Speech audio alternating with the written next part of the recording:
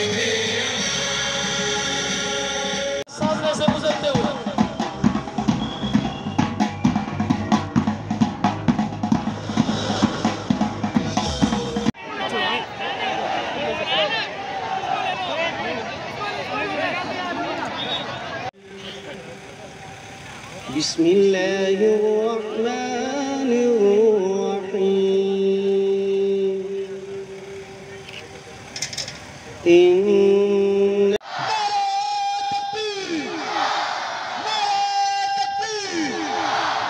Thank you बेटा।